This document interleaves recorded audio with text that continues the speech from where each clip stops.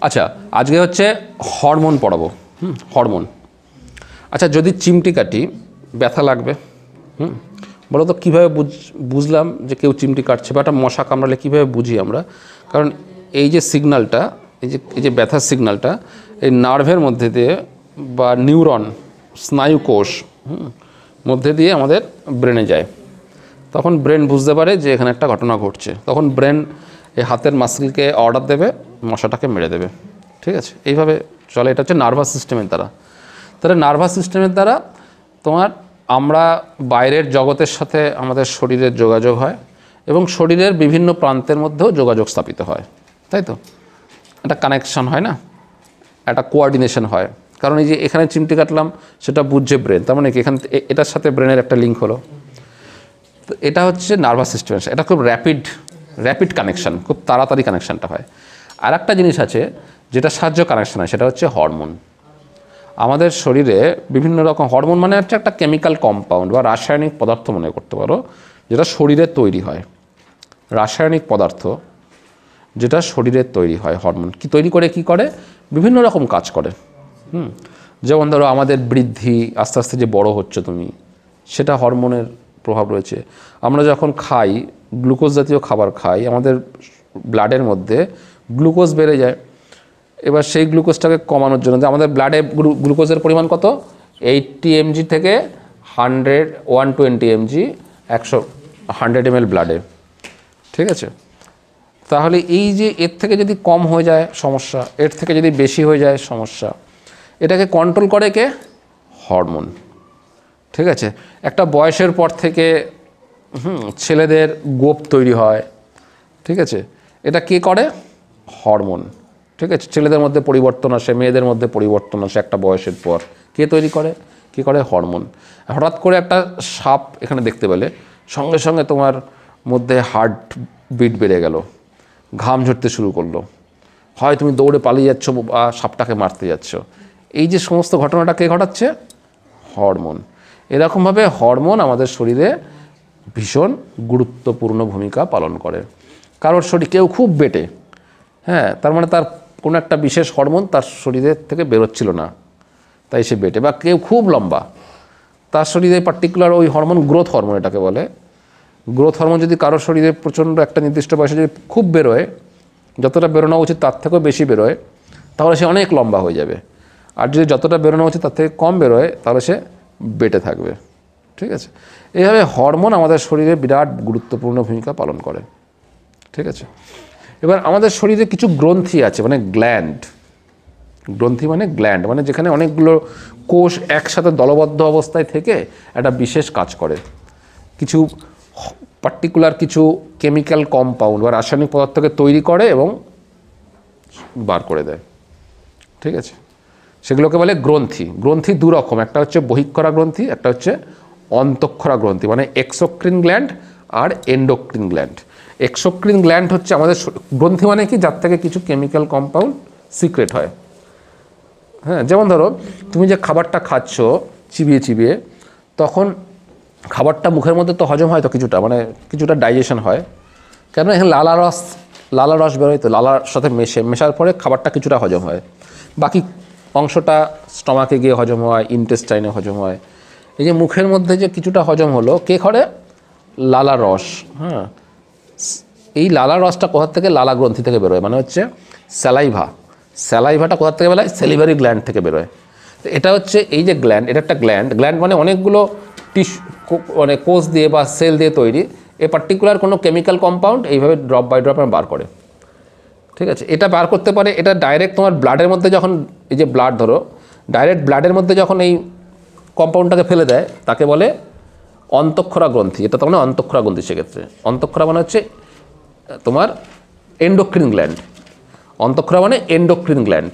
ঠিক আছে, মানে এই যে জিনিসটা তৈরি করলো, যে হরমোন, যে কেমিক্যাল কম্পাউন্ডটা হরমোন তৈরি করলো ধরো, সেটা ড্রপ বাই ড্রপ পুরো ব্লাডের মধ্যে ডাইরেক্ট ফেলে দিল। এবার সেই হরমোনটা ব্লাডের থ্রু দিয়ে যেখানে যেখানে প্রয়োজন সেখানে সেখানে চলে গেল। তাহলে এই গ্ল্যান্ডকে বলা হয় অন্তঃক্ষরা গ্রন্থি বা এন্ডোক্রিন গ্ল্যান্ড। কিন্তু এমনও হতে পারে, যেমন ধরো লালা রসের ক্ষেত্রে এটা হচ্ছে বহিঃক্ষরা গ্রন্থি বা এক্সোক্রিন গ্ল্যান্ড। ওটা কি করে?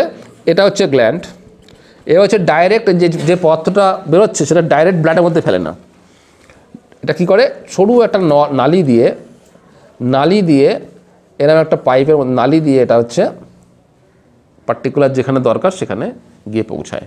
তাহলে কি হলো, এটা একটা গ্ল্যান্ড, এটাও একটা গ্ল্যান্ড, মানে গ্রন্থি, বাংলায় বলে গ্রন্থি।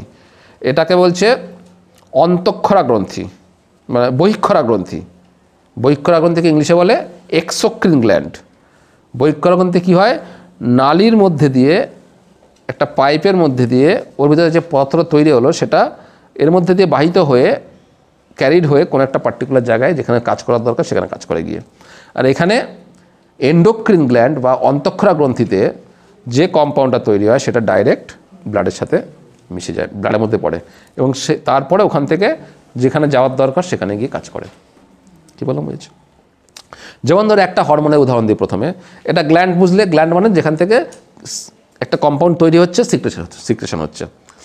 এবার একটা খুব ইম্পর্টেন্ট একটা গ্ল্যান্ডের কথা বলি আমি প্রথম দিয়ে, ওখান থেকে শুরু করি আগে। যেমন ধরো তুমি যদি হঠাৎ করে যদি দেখো এখানটা একটা সাপ ঢুকে গেছে, কি করবে তুমি? কি করবে তুষার, কি করবে যদি হঠাৎ করে দেখো এখানে একটা সাপ দেখতে পেলে, একটা বিষধর সাপ বিরাট বড়, কী হবে তোমার মধ্যে? ভয় পেয়ে যাবে তো, পালানোর চেষ্টা করবে বা মারার চেষ্টা করবে, কিছুটা করবে, পালানোর চেষ্টা অথবা মারার চেষ্টা। মানে পালানোর চেষ্টাকে বলে ফ্লাইট আর মারার চেষ্টা হচ্ছে ফাইট। তা তোমার মধ্যে ফাইট অ্যান্ড ফ্লাইট রেসপন্স তৈরি হবে। তোমার কী হবে, তোমার ঘাম বেরোতে শুরু করবে, তোমার হার্টবিট বেড়ে যাবে, তাই না? কেন হবে এটা? আমাদের শরীরটা একটা দারুণ ডিজাইন, বুঝেছো, একদম ওয়েল ডিজাইনড একটা। সাপটা যখনই তুমি দেখলে সাথে সাথে তোমার বডিতে এনার্জির প্রয়োজন। কেন এনার্জির প্রয়োজন? তুমি যদি পালাতে চাও তাহলেও এনার্জি লাগবে, যদি তুমি সাপটাকে মারতে চাও তাহলেও এনার্জি লাগবে।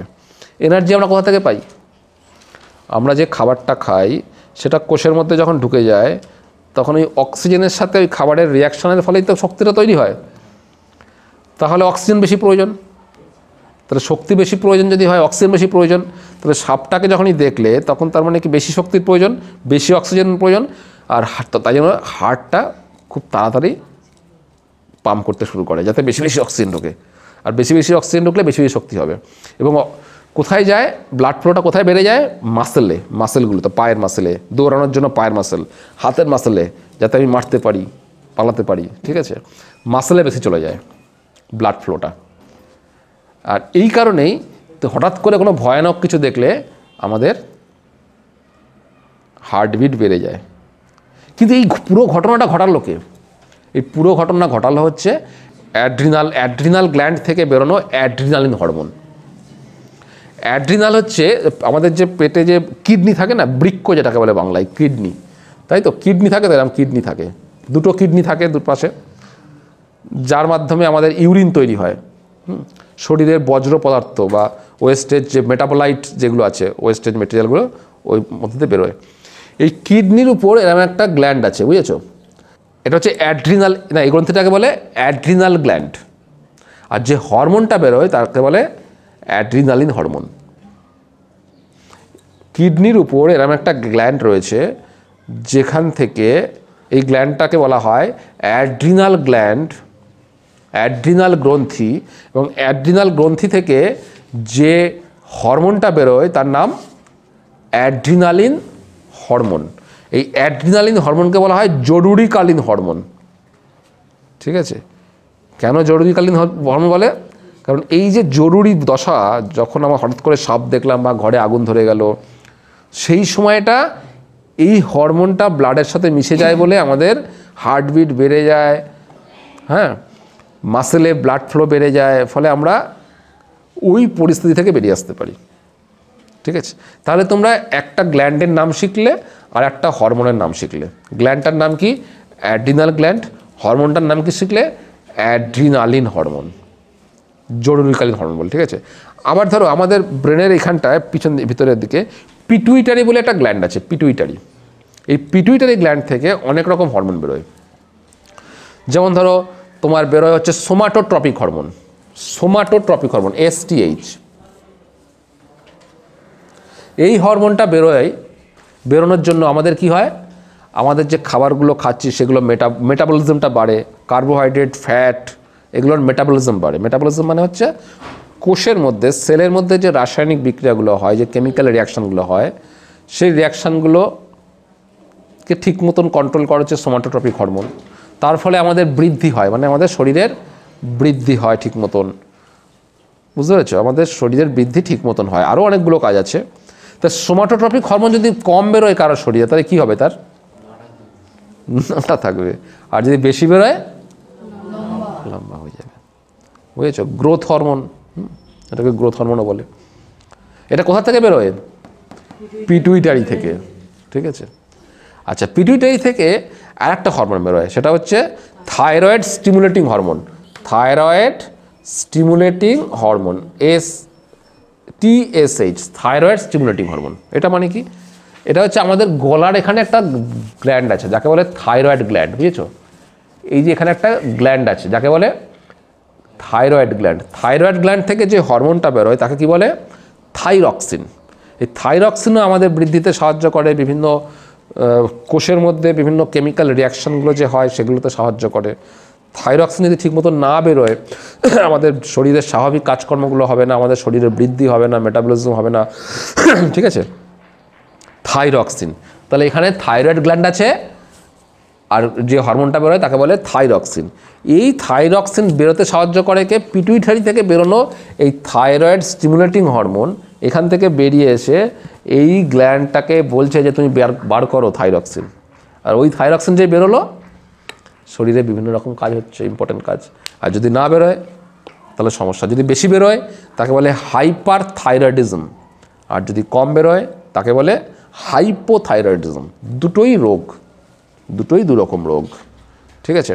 যদি তোমরা তো শুনেছো যে আয়োডিন, ঠিক আছে, এই যে আয়োডিনটা যদি তুমি না খাও ঠিক মতন, তোমার খাবারের সাথে যদি আয়োডিন না ঢোকে, তাহলে থাইরক্সিন ঠিক মতন তৈরি হতে পারে না। কারণ থাইরক্সিন তো একটা কেমিক্যাল কম্পাউন্ড, তো ওই কেমিক্যাল কম্পাউন্ড আবার রাসায়নিক পদার্থ, ওই রাসায়নিক পদার্থ তৈরি করতে গেলে আয়োডিন লাগে। তাহলে তুমি যদি আয়োডিন না খাও তাহলে থাইরক্সিন কীভাবে তৈরি হবে? শরীরে তৈরি হবে না, প্রবলেম হবে। তখন কি শরীর অনেক কষ্ট করে তৈরি করতে চাইবে। তাহলে তুমি যদি আয়োডিন ঠিক মতো না খাও, তোমার এই জায়গাটা ফুলে উঠবে, যেটাকে বলে গলগণ্ড রোগ বা গয়টার, ফুলে উঠবে গলাটা। অনেকের দেখতে পাবে তুমি গলায় নাম ফুলে গেছে, এই রোগটাকে বলে গয়টার বা গলগণ্ড রোগ। কারণ কি? তার আয়োডিন অভাব যদি হয় বা বিভিন্ন কারণে হতে পারে, তাহলে কি হচ্ছে? থাইরক্সিন প্রোডাকশন কমে যায়, ফিডব্যাক মেকানিজমের ফলে এটা হচ্ছে ফুলে যায়, ঠিক আছে? তাহলে তুমি কি বুঝলে? পিটুইটারি থেকে TSH বা থাইরয়েড স্টিমুলেটিং হরমোন বেরোয়, সেটা থাইরয়েড গ্ল্যান্ডকে, আমাদের গলার কাছে যে এই জায়গাটায় থাইরয়েড গ্ল্যান্ড আছে, সেখান থেকে সিক্রেশন, কি সিক্রেশন করাচ্ছে? থাইরক্সিন, ঠিক আছে? থাইরক্সিন কী কী কাজ করে? মেটাবলিজমে সাহায্য করে, বৃদ্ধিতে সাহায্য করে, আর বিভিন্ন রকম আছে কাজগুলো, বই থেকে পড়ে নেবে, অসুবিধা হবে না, ঠিক আছে? আচ্ছা, অ্যান্টি ডায়োরেটিক হরমোন খুব ইম্পর্টেন্ট, বুঝেছো? পিটুইটারি থেকে বেরোয় একটা হরমোন ADH বা ভেসোপ্রেসিনও বলা হয়, অ্যান্টি ডায়োরেটিক হরমোন। খুব ইন্টারেস্টিং ব্যাপার, আমরা সারাদিনে যে জল খাই, কত লিটার জল খাও তুমি? ধরো 3 লিটার জল খেলে তুমি ধরি আমি 3 লিটার জল খেলাম, ঠিক আছে? আমার কিডনি থেকে কি হয়? কিডনি থেকে তো ফিল্টার হলো তো, একটা নেফ্রন আছে, নেফ্রনের মধ্যে কাজকর্মগুলো হয়। ধরো এর মধ্যে দিয়ে এই যে ফিল্টার হলো, এখানে ফিল্টার হয়ে ঢুকে গেছে খারাপ জলটা, এটা মূত্র হয়ে বেরোবে, ঠিক আছে? ইউরিনের মধ্যে বেরোবে, কিন্তু এটা অনেকটা অ্যাবজর্ব হয় শরীরে, আবার অ্যাবজর্ব হয়। মানে ADH কি করে? জল অ্যাবজর্ব করতে সাহায্য করে। যেমন আমাদের যখন ডায়রিয়া হয়, লুজ মোশন হয়, তখন আমাদের টয়লেট বন্ধ হয়ে যায়, তো ইউরিন বন্ধ হয়ে যায়, খেয়াল করেছো? যদি তোমার লুজ মোশন হবে বা ডায়রিয়া হলে ইউরিন বন্ধ হয়ে যায়, কেন?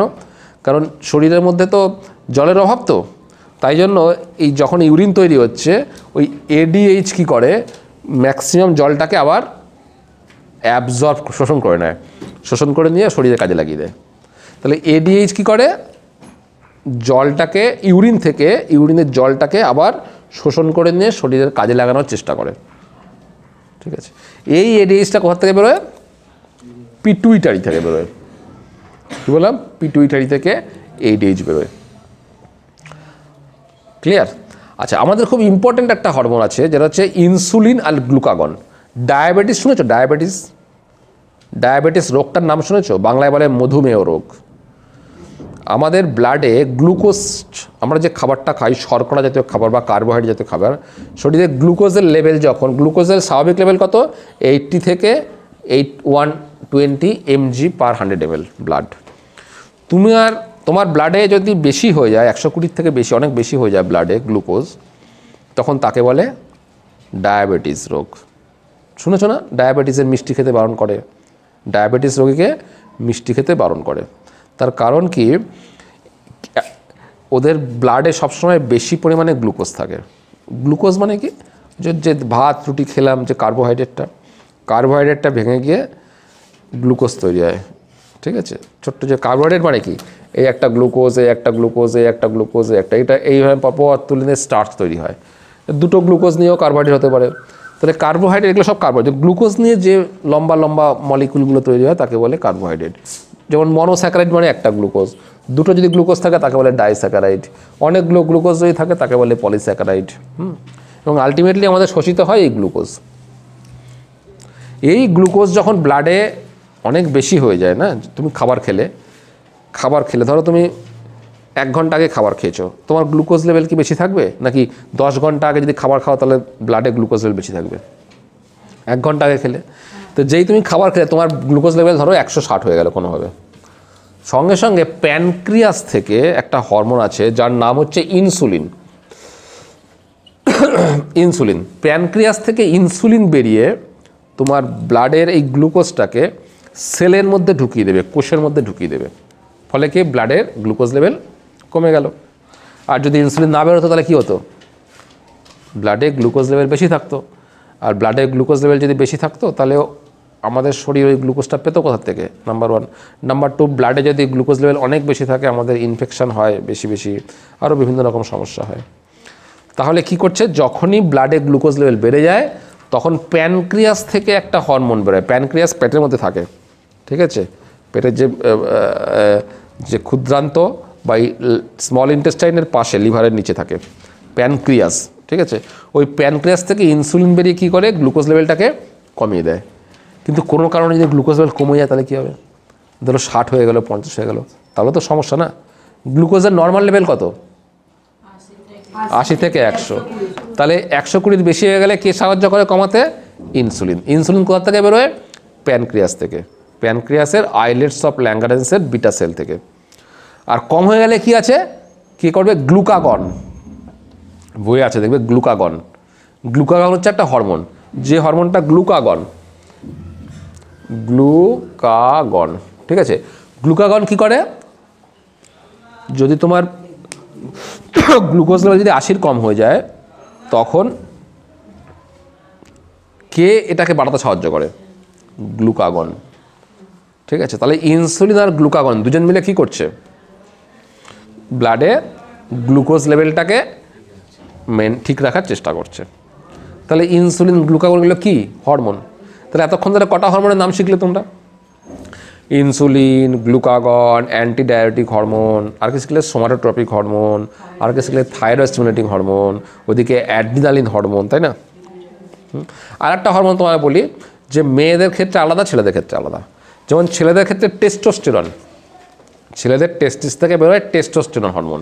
এই টেস্টোস্টেরন হরমোন যখন বেশি থাকে, বেশি বেরোয়, মানে একটা বয়ঃসন্ধিকালের পর থেকে ধরো 13, 14, 15 বছর খুব বেশি বেরোয়, ওই জন্য ছেলেদের গোপ বেরোতে শুরু করে, পুরুষালী ভাবটা তৈরি হয়। মানসিক মনের মধ্যে পরিবর্তন আসে। মানে একটা বাচ্চা, একটা ছেলে একটা মেয়ে, বাচ্চা দুজনের মধ্যে কিন্তু মানসিকতা খুব একটা দুজনেই ছোট, কিন্তু যখন ধরো বয়ঃসন্ধিকাল 13, 14 বছর, ওই সময়টা থেকে পুরুষের চিন্তাভাবনা, বডি স্ট্রাকচার আলাদা হয়ে যায় মেয়েদের থেকে। কেন? তার কারণ এখানে হরমোন, ঠিক আছে? পুরুষের শরীরে যে হরমোনটা বেরোয় মহিলার শরীরে অন্য হরমোন বেরোয়। পুরুষের হচ্ছে মেনলি হচ্ছে টেস্টোস্টেরন। তোমার শরীরে, কারোর শরীরে যদি টেস্টোস্টেরন ঠিকমতো না বেরোয় তার কিন্তু বডিটা পুরুষালী ভাবটা আসবে না। পুরুষালী ভাব মানে একটা উদাহরণ দিলাম, যে গলা ভারী হয়ে যাওয়া। একটা বাচ্চার গলা কী হয়? অনেকটা পাতলা হয়। যখনই ওই টেস্টোস্টেরনের পরিমাণ বাড়তে থাকবে একটা সময়ের পর থেকে, তখন গলাটা ভারী হয়ে যায়, হ্যাঁ, গোপ বেরোতে শুরু করে। টেস্টোস্টেরন। ঠিক সিমিলারলি এটা হচ্ছে পুরুষের তোমার একটা হরমোন। আর মেয়েদের হরমোন সেটা মেয়েদের ওভারি। ওভারি মানে কি বলতো, মেয়েদের ওভারি মানে হলো মেয়েদের পেটের মধ্যে যে জায়গাটায় বাচ্চাটা থাকে, মানে বাচ্চাটা বড় হয়, ওভারি। ওভারি থেকে দুরকম হরমোন বেরোয়, একটা নাম হচ্ছে ইস্ট্রোজেন আর একটার নাম প্রোজেস্টেরন। ঠিক আছে, ইস্ট্রোজেন আর প্রোজেস্টেরন। এই যে ইস্ট্রোজেন বেরোয় বলে মহিলারা মানে একটা বয়সের পর থেকে তার মহিলা শারীরিক এবং মানসিকভাবে সে একজন মহিলা হয়ে ওঠে। ঠিক আছে, আবার কিন্তু ইস্ট্রোজেন কিন্তু ছেলেদের শরীরেও বেরোয়, কিন্তু অল্প বেরোয়। আবার টেস্টোস্টেরন আবার মেয়েদের শরীরেও বেরোতে পারে অল্প। কিন্তু কোনো একজন মহিলার যদি টেস্টোস্টেরন বেশি বেরোয় তাহলে কী হবে? সেক্ষেত্রে তুমি দেখেছো কোনো কোনো মহিলার গোপ থাকে হালকা, খেয়াল করেছো কোনো দিন? বা কোনো ছেলের মধ্যে মেয়েলি ভাব থাকে, এরকম দেখেছো তো? সেক্ষেত্রে ইস্ট্রোজেন বেশি হয় এবং তোমার টেস্টোস্টেরন কম বেরোয়। বুঝেছো? তাই এগুলো হচ্ছে সবই হরমোনের খেলা।